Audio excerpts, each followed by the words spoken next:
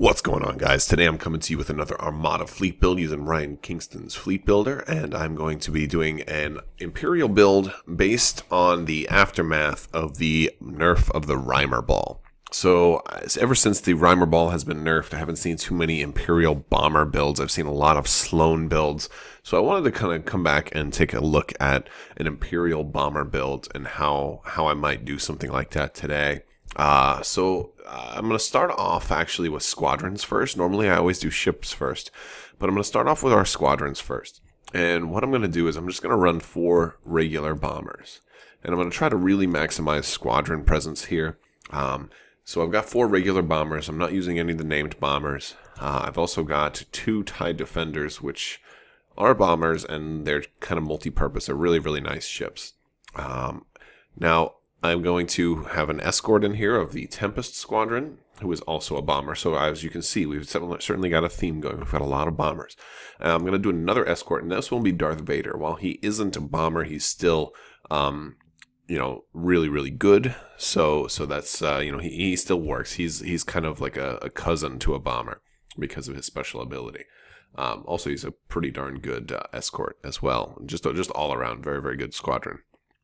Next up, we want these guys to be able to move around and not get hampered down by other squadrons.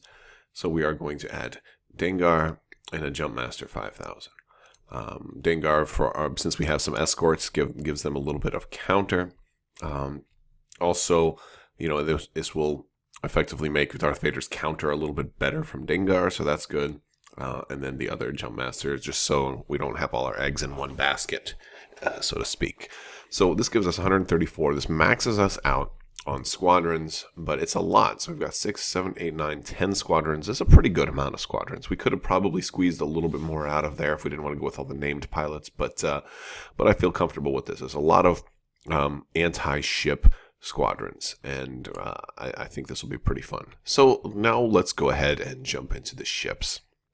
For our flagship, we're going to go ahead and use Tarkin. And Tarkin's going to be on a Victory 2. Tarkin is pretty good for running squadrons because he can give out squadron tokens. He can really kind of help out. He's kind of all-purpose, but he tends to work really well. For example, he can allow this Victory to do 4 squadrons a turn, no problem. So that much is nice. Since we have a Victory 2, we're also going to give it disposable capacitors. And we're going to give it Gunnery Team. I could give it a little bit more to really make it a big threat, but this one's just we're going to stop there because that is a pretty good amount of stuff. So we're going to go ahead and also add a Quasar Fire 2. The Quasar is not going to be super equipped. Some of the things I do on my Quasars is a lot of times I will add things like flight controllers or ruthless strategists, but I'm not really going anti-squadron here. I'm going anti-ship. So I'm going to go ahead and put in, for the heck of it, I'm going to put boarding troopers on there just in case I do have to bring this guy close in. I'm not running relay after all, so I won't be able to stay completely out of the fight, and I might not want to. So I'm going to run Squall as my title to kind of help push my squadrons into range even quicker. Since I really have no reason not to engage right away, I want to kind of get the most out of it. There's no reason why not. So this is a really nice title for a bomber build, I think. For the rest of the build, we're going to run 2 Gozantis. I'm going to go ahead and put them in here. And these 2 Gozantis are going to run each of the different titles. So one is going to be Suppressor, and then the other one is going to be Vector. Vector is actually one I don't use a whole lot, but I figure it'll work here because I'm running a lot of squadrons that don't have heavy that can still benefit from the speed bonus. So the bombers can't benefit from it because they have heavy. The TIE Defenders can't. But I've got the Tempest Squadron, Darth Vader, Dengar, and the Jumpmaster, which all can benefit from that. So it's kind of an opportunity to get that title out on the table. But let's start with Suppressor. Suppressor is going to be my Bomber Command Center. I could run, some people say you can only run 1 Bomber Command Center. You can run 2. You just, it's the only reason to run 2, though, is in case one dies, you still have a backup. And that's kind of not the most efficient use of points. So on this other one here, I'm going to run Jamming Field. And again, this kind of goes into the idea that my squadrons aren't really meant to be attacking other squadrons. I've got 1 black die on the TIE Bombers. I can if I need to. Vader can certainly handle some squadrons, and so can the TIE Defenders with ease. But But the idea here is that I want to be going after ships, and so I got Dengar. I can give everybody else heavy and move this guy in and say, sure, you can attack my squadrons, but we're going to just sit here obstructing your attacks, and we're going to be going against the ships, which are not obstructed, because this is only when squadrons are attacking other squadrons. So that's about it. We are looking at 396 out of 400, so we got a little bit of an initiative bid, but not too much. And of course, you can tweak things around a little bit. You can drop Vector if you wanted to, or if you wanted to go really fancy on your Bomber Command Center, you could drop some other things and administer Tua, and maybe, heck, we could drop the titles and administer Tua, and we could add electronic countermeasures, just to make sure that this guy survives a little bit longer. However, I want to go with the titles. I like the titles, but the choice is yours. I think either way would be good there. For objectives, though, we're going to start with red. So as much as I do like some of these other ones, like opening salvo is a big popular one for me, this is not appropriate for a squadron build. So I think the choice is pretty clear here: precision strike. Although I could maybe think about something like station assault. I just like being able to control where somebody's going to go. Like, oh, you have to come to me, and it helps me with my planning. And then targeting beacons could potentially be good because I don't have a whole lot of stuff for re-rolling attack dice. But since I think my squadrons are the biggest threat here, I do have stuff for them to re-roll dice. So precision strike here will be really nice.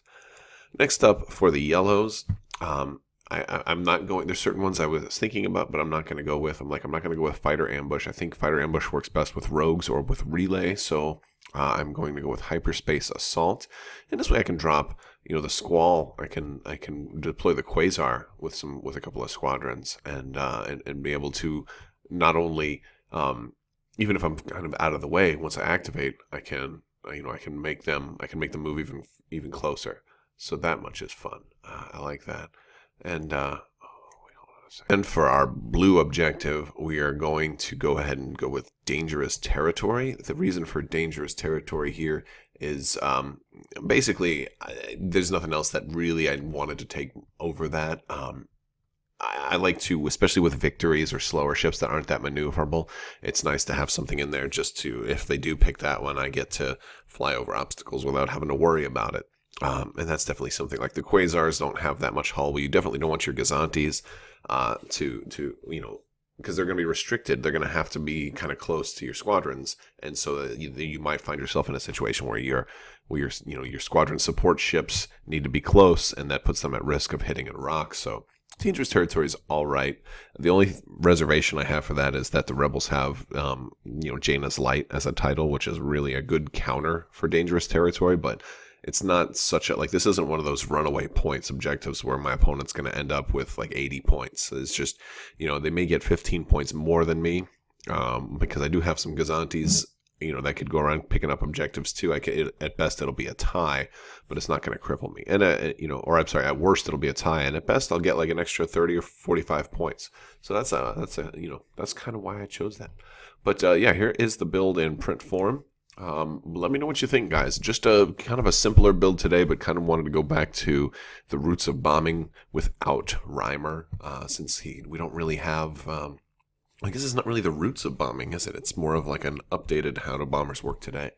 But kind of a simpler without all the gimmicks of the long range bombing. So, and of course you can't do that anymore since the latest nerf. If you haven't already, guys, make sure you subscribe. I'm running another round of the giveaway right now, so the only thing you need to do to enter to win a $20 gift card is to be a subscriber and leave a comment on this one of my other videos. If you like this video, go ahead and give it a thumbs up, and let me know what you think of the build. And also, if you're curious about the nerfs to Reimer or any other FAQ type stuff, I do have a section on Crabbok.com that has a list for the errata and FAQs for several different games, including Armada. So take a look at that. Thank you guys so much for watching, and have a great day.